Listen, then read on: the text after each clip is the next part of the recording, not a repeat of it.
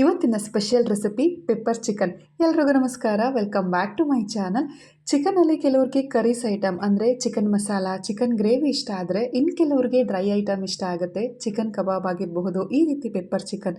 ಅಂಥವ್ರಿಗೆ ಈ ಪೆಪ್ಪರ್ ಚಿಕನ್ನ ಮಾಡ್ಕೊಟ್ಟು ನೋಡಿ, ಖಂಡಿತವಾಗ್ಲೂ ನೀವು ಮಾಡಿರುವಂತಹ ಈ ಚಿಕನ್ನೆಲ್ಲ ಒಬ್ಬರೇ ಖಾಲಿ ಮಾಡಿಬಿಡ್ತಾರೆ, ಅಷ್ಟು ರುಚಿಯಾಗಿರುತ್ತೆ. ಹಾಗಾದರೆ ಬನ್ನಿ ಈ ಪೆಪ್ಪರ್ ಚಿಕನ್ನ ಯಾವ ರೀತಿ ಮಾಡೋದು ಅಂತ ನೋಡೋಣ. ಇಲ್ಲಿ ನಾನು ಅರ್ಧ kg ಆಗೋಷ್ಟು ಪೆಪ್ಪರ್ ಚಿಕನ್ ಮಾಡ್ತಿರೋದ್ರಿಂದ ಅರ್ಧ kgಗೆ ಮಸಾಲ ಪೌಡರ್. ಇಲ್ಲಿ ಒಂದು ಪ್ಯಾನ್ ಇಟ್ಕೊಂಡು ಇದಕ್ಕೆ 1.5 ಸ್ಪೂನ್ ಆಗುವಷ್ಟು ಕಾಳು ಮೆಣಸು, 1 ಸ್ಪೂನಷ್ಟು ಜೀರಿಗೆ, ಅರ್ಧ ಸ್ಪೂನಷ್ಟು ಸೋಂಪು ಕಾಳನ್ನು ಸೇರಿಸಿ ಲೋ ಫ್ಲೇಮ್ನಲ್ಲಿ ಇಟ್ಕೊಂಡು ಇದನ್ನು ಡ್ರೈ ರೋಸ್ಟ್ ಮಾಡ್ಕೊಳ್ಬೇಕು. ನೆನಪಿರಲಿ, ಹೈ ಫ್ಲೇಮ್ನಲ್ಲಿ ಇಟ್ಕೊಂಡು ಸೀಯಿಸಬಾರ್ದು. ಆದಷ್ಟು ಲೋ ಫ್ಲೇಮ್ನಲ್ಲಿ ಇಟ್ಕೊಂಡು 2ರಿಂದ 3 ನಿಮಿಷಗಳ ಕಾಲ ಈ ರೀತಿ ಡ್ರೈ ರೋಸ್ಟ್ ಮಾಡಿಕೊಂಡು ಗ್ಯಾಸ್ ಫ್ಲೇಮ್ನ ಆಫ್ ಮಾಡಿ ಪೂರ್ತಿಯಾಗಿ ತಣ್ಣಗಾದ್ಮೇಲೆ ಇದನ್ನು ಪೌಡರ್ ಮಾಡಿ ಎತ್ತಿಟ್ಕೊಳ್ಳೋಣ. ಪೆಪ್ಪರ್ ಚಿಕನ್ ಮಾಡೋದಕ್ಕೆ ಇಲ್ಲಿ ಒಂದು ಕಡಾಯಿ ಇಟ್ಕೊಂಡು ಇದಕ್ಕೆ 2ರಿಂದ 3 ಸ್ಪೂನ್ ಆಗುವಷ್ಟು ಎಣ್ಣೆನ ಸೇರಿಸಿ, ಎಣ್ಣೆ ಚೆನ್ನಾಗಿ ಬಿಸಿ ಆದಮೇಲೆ 4ರಿಂದ 5 ಜಜ್ಜಿಟ್ಕೊಂಡಿರುವಂತಹ ಬೆಳ್ಳುಳ್ಳಿ, ಒಂದು ಚಿಕ್ಕದಾಗಿ ಕಟ್ ಮಾಡಿಟ್ಕೊಂಡಿರುವಂತಹ ಹಸಿಮೆಣಸಿನಕಾಯಿನೂ ಕೂಡ ಸೇರಿಸಿ ಇದು ಕೆಂಪು ಆಗೋವರೆಗೂ ಫ್ರೈ ಮಾಡಿ, ಇದಕ್ಕೆ ಒಂದು ಮೀಡಿಯಮ್ ಸೈಜ್ ಈರುಳ್ಳಿನೂ ಕೂಡ ಚಿಕ್ಕದಾಗಿ ಕಟ್ ಮಾಡಿಕೊಂಡು ಸೇರಿಸಿದ್ದೀನಿ. ಈರುಳ್ಳಿ ಎಲ್ಲ ಚೆನ್ನಾಗಿ ಸಾಫ್ಟಾಗಿ ಬೆಂದ ಮೇಲೆ 2 ಕಡ್ಡಿ ಆಗುವಷ್ಟು ಕರಿಬೇವಿನ ಸೊಪ್ಪನ್ನು ಕೂಡ ಹಾಕ್ಕೊಂಡಿದ್ದೀನಿ. ನಿಮಗೆ ಕರಿಬೇವಿನ ಫ್ಲೇವರ್ ಇಷ್ಟ ಆಗಲ್ಲ ಅನ್ನೋರಿದ್ದರೆ 1 ಕಡ್ಡಿ ಅಥವಾ ಸ್ವಲ್ಪ ಪ್ರಮಾಣದಲ್ಲಿ ಕೂಡ ನೀವು ಹಾಕ್ಕೊಳ್ಬಹುದು. ಈ ಕರಿಬೇವಿನ ಸೊಪ್ಪನ್ನು ಕೂಡ ಹಾಕಿ ಇದನ್ನು ಚೆನ್ನಾಗಿ ಮೀಡಿಯಮ್ ಫ್ಲೇಮ್ನಲ್ಲಿ ಫ್ರೈ ಮಾಡ್ಕೊಳ್ಬೇಕು.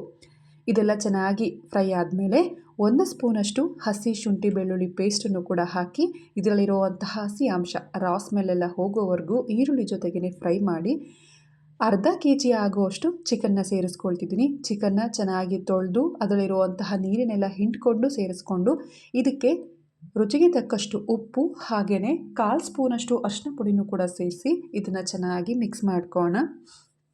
ಈ ರೀತಿ ಒಮ್ಮೆ ಮಿಕ್ಸ್ ಮಾಡ್ಕೊಂಡಿದ್ದು ಆದಮೇಲೆ ಮುಂಚೆನೇ ರೆಡಿ ಮಾಡಿ ಇಟ್ಕೊಂಡಿರುವಂತಹ ಕಾಳು ಮೆಣಸಿನ ಪೌಡರ್ ಅಂದರೆ ಮೆಣಸು, ಜೀರಿಗೆ, ಸೋಂಪು ಕಾಳನ್ನು ಡ್ರೈ ರೋಸ್ಟ್ ಮಾಡ್ಕೊಂಡಿರುವಂತಹ ಪೌಡರಲ್ಲಿ 1 ಸ್ಪೂನಷ್ಟು ಪೌಡರ್ನ ಈ ಸಮಯದಲ್ಲಿ ಅಂದರೆ ಚಿಕನ್ ಬೇಯುವಾಗಲೇ ಹಾಕ್ಕೊಂಡಿದ್ದೀನಿ. ಇದನ್ನು ಹಾಕಿ ಒಮ್ಮೆ ಮಿಕ್ಸ್ ಮಾಡಿಕೊಂಡು ಮೀಡಿಯಮ್ ಫ್ಲೇಮ್ನಲ್ಲಿ ಲಿಡ್ನ ಕ್ಲೋಸ್ ಮಾಡಿ 5 ನಿಮಿಷಗಳ ಕಾಲ ಇದನ್ನು ಬೇಯಿಸ್ಕೊಳ್ಳೋಣ. ಈ ರೀತಿ ಸ್ವಲ್ಪ ಪ್ರಮಾಣದಲ್ಲಿ ಮುಂಚೆನೇ ಹಾಕ್ಕೊಳ್ಳೋದ್ರಿಂದ ಪೆಪ್ಪರ್ ಚಿಕನ್ ತುಂಬ ಚೆನ್ನಾಗಿ ಬರುತ್ತೆ.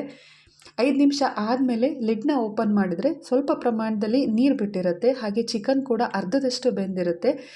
ಚಿಕನ್ನಲ್ಲಿ ನೀರೇನಾದರೂ ಇಲ್ಲ ಅಂತ ಅಂದರೆ, ಈ ರೀತಿ ನೀರು ಬಿಟ್ಕೊಂಡಿಲ್ಲ ಅಂತ ಅಂದರೆ ನೀವು ನೀರನ್ನು ಸೇರಿಸ್ಕೊಳ್ಬೇಕು. ಯಾಕಂತ ಅಂದರೆ ಚಿಕನ್ ಡ್ರೈ ಆಗಿ ಬೇಯಿಸ್ಕೊಂಡ್ರೆ ರಫ್ ಆಗಿಬಿಡುತ್ತೆ. ಈ ರೀತಿ ಸ್ವಲ್ಪ ನೀರನ್ನು ಹಾಕಿ ಬೇಯಿಸ್ಕೊಳ್ಳೋದ್ರಿಂದ ಚಿಕನ್ ಜ್ಯೂಸಿಯಾಗಿ ಸಾಫ್ಟಾಗಿ ಬೆಂದಿರುತ್ತೆ. ನನಗೆ ಇನ್ನೂ ಸ್ವಲ್ಪ ಪ್ರಮಾಣದಲ್ಲಿ ನೀರು ಅಗತ್ಯ ಇದೆ ಅನ್ನಿಸ್ತು, ಅದಕ್ಕೆ ಚಿಕ್ಕ ಗ್ಲಾಸ್ ಅಳತೆಯಲ್ಲಿ 1 ಗ್ಲಾಸಷ್ಟು ನೀರನ್ನು ಸೇರಿಸಿ, ಅಂದರೆ ಚಿಕನ್ ಬೇಯೋದಕ್ಕೆ ಎಷ್ಟು ಅಗತ್ಯ ಇದೆಯೋ ಅಷ್ಟು ನೀರನ್ನು ಸೇರಿಸಿ 3/4 ಭಾಗ ಇದನ್ನು ಬೇಯಿಸ್ಕೊಳ್ಬೇಕು. ಈ ರೀತಿಯಾಗಿ ಚಿಕನ್ 3/4 ಭಾಗ ಬೆಂದಿದ್ದು ಆದಮೇಲೆ ರೆಡಿ ಮಾಡಿ ಇಟ್ಕೊಂಡಿರುವಂತಹ ಈ ಕಾಳು ಮೆಣಸಿನ ಪೌಡರ್ನು ಕೂಡ ಹಾಕಿ ಇದರಲ್ಲೇ ಚೆನ್ನಾಗಿ ಪೂರ್ತಿಯಾಗಿ ಬೇಯಿಸ್ಕೊಳ್ಬೇಕು. ಈ ರೀತಿಯಾಗಿ ನಿಮಗೇನಾದರೂ ಉಪ್ಪು ಬೇಕು ಅಂತ ಅನಿಸಿದ್ರೆ ಈ ಸಮಯದಲ್ಲಿ ನೋಡಿಕೊಂಡು ಸೇರಿಸ್ಕೊಳ್ಬಹುದು, ಅಥವಾ ಇನ್ನೂ ಖಾರ ಜಾಸ್ತಿ ಬೇಕು ಅಂತ ಅಂದರೆ ಎಕ್ಸ್ಟ್ರಾ ಕಾಳು ಮೆಣಸಿನ ಪೌಡರ್ನು ಕೂಡ ಹಾಕ್ಕೊಳ್ಬಹುದು. ಈ ಪೌಡರ್ನೆಲ್ಲ ಹಾಕಿ ಒಮ್ಮೆ ಮಿಕ್ಸ್ ಮಾಡಿದ ಮೇಲೆ 1 ಸ್ಪೂನ್ ಆಗುವಷ್ಟು ಡಾರ್ಕ್ ಸೋಯಾ ಸಾಸು. ಈ ಪೌಡರ್ ಆಗಲಿ ಅಥವಾ ಈ ಸೋಯಾ ಸಾಸ್ ಆಗಲಿ ಚಿಕನ್ನೆಲ್ಲ 3/4 ಭಾಗ ಬೆಂದಿದ್ದು ಆದಮೇಲೆ ಸೇರಿಸ್ಕೊಳ್ಬೇಕು. ನೆನಪಿರಲಿ, ಈ ರೆಸ್ಟೋರೆಂಟ್ಗಳಲ್ಲೆಲ್ಲ ಈ ರೀತಿ ಕಪ್ಪಾಗಿ ಬರಬೇಕು ಅಂತ ಅಂದರೆ ಈ ಡಾರ್ಕ್ ಸೋಯಾ ಸಾಸ್ನ ಹಾಕ್ತಾರೆ. ಹೆಚ್ಚಿನ ಪ್ರಮಾಣದಲ್ಲಿ ಏನಾದರೂ ಕಾಳು ಮೆಣಸು ಹಾಕ್ಬಿಟ್ರೆ ಎದೆ ಉರಿ ಅಥವಾ ಗ್ಯಾಸ್ಟ್ರಿಕ್ ಆಗುತ್ತೆ ಅನ್ನೋ ಕಾರಣದಿಂದ ಅಷ್ಟೇ. ಇದಕ್ಕೆ ಇಲ್ಲಿ ಒಂದು ಬೌಲ್ಗೆ ಅರ್ಧ ಸ್ಪೂನಷ್ಟು ಕಾರ್ನ್ಫ್ಲೋರನ್ನು ಹಾಗೆ 2 ಸ್ಪೂನಷ್ಟು, ಇದೇ ಸ್ಪೂನ್ ಅಳತೆನಲ್ಲಿ 2 ಸ್ಪೂನಷ್ಟು ನೀರನ್ನು ಸೇರಿಸಿ ಸ್ವಲ್ಪನೂ ಕೂಡ ಗಂಟಿಲ್ದಿರೋ ರೀತಿ ಈ ಮಿಶ್ರಣನ ರೆಡಿ ಮಾಡಿಕೊಂಡು ಈ ಪೆಪ್ಪರ್ ಚಿಕನ್ಗೆ ಸೇರಿಸ್ಕೊಳ್ಬೇಕು. ಕೊನೆಯಲ್ಲಿ ನೆನಪಿರಲಿ, ಕೊನೆಯಲ್ಲಿ ಸೇರಿಸ್ಕೊಂಡು ಇದನ್ನು ಚೆನ್ನಾಗಿ ಮಿಕ್ಸ್ ಮಾಡ್ಕೊಳ್ಬೇಕು. ಈ ರೀತಿ ಹಾಕೋದ್ರಿಂದ ಪೆಪ್ಪರ್ ಚಿಕನ್ ತುಂಬ ಚೆನ್ನಾಗಿ ಬರುತ್ತೆ. ಒಂದು ರೀತಿ ಗ್ರೇವಿ ಕನ್ಸಿಸ್ಟೆನ್ಸಿ ಆಗಿ ಶೈನಿಂಗ್ ಆಗು ಕೂಡ ಇರುತ್ತೆ. ಇದನ್ನು ಚೆನ್ನಾಗಿ ಪೂರ್ತಿಯಾಗಿ ಸಾಫ್ಟಾಗಿ ಚಿಕನ್ನ ಬೇಯಿಸ್ಕೊಂಡು ಒಂದು ಬೌಲ್ಗೆ ಸರ್ವ್ ಮಾಡಿಕೊಂಡ್ರೆ ಅನ್ನ ರಸಂ ಜೊತೆ ಅಥವಾ ಈ ಸೊಪ್ಪಿನ ಸಾಂಬಾರ್ ಜೊತೆ ಈ ಪೆಪ್ಪರ್ ಚಿಕನ್ ತುಂಬಾ ಚೆನ್ನಾಗಿರುತ್ತೆ. ನೀವು ಕೂಡ ಈ ವಿಧಾನದಲ್ಲಿ ಟ್ರೈ ಮಾಡಿ ನೋಡಿ, ಖಂಡಿತ ಇಷ್ಟ ಆಗುತ್ತೆ. ವಿಡಿಯೋ ಇಷ್ಟ ಆದರೆ ಲೈಕ್ ಮಾಡಿ, ಶೇರ್ ಮಾಡಿ, ತಪ್ಪದೆ ನನ್ನ ಚಾನಲ್ನ ಸಬ್ಸ್ಕ್ರೈಬ್ ಮಾಡಿ. Thank you for watching.